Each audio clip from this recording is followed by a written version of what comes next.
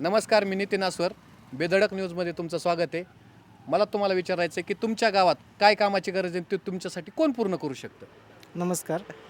आमच्या गावामध्ये विजयदादा रणसिंग यांच्यामार्फत खूप विकास झालेला आहे.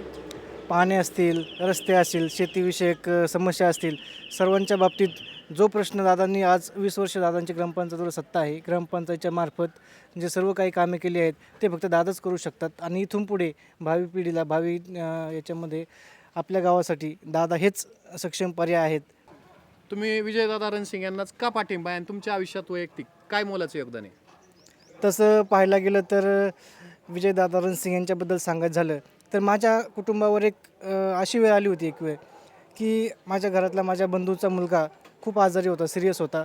दवाखान्यात त्याच्यासाठी खूप खर्च सांगितला होता डॉक्टरांनी. 10 ते 15 लाखाचा खर्च सांगितला होता.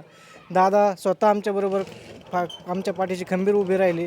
दवाखान्यात येऊन डॉक्टरांशी चर्चा करून आमचं बिल कमी करून आम्हाला खूप सहाय्य केलं आणि आज दादामुळेच आमच्या घरात आमचा मुलगा व्यवस्थित आहे आणि आमच्या कुटुंबाला त्यांनी खूप मोठी साथ दिली. त्यामुळेच दादाबरोबर आम्ही त्या दिवसापासून दादांबरोबर आहे, कायमस्वरूपी दादाबरोबरच राहणार. त्यामुळे माझ्या सर्व कुटुंबासहित पाठिंबा विजयदादा रणसिंग यांनाच असणार आहे.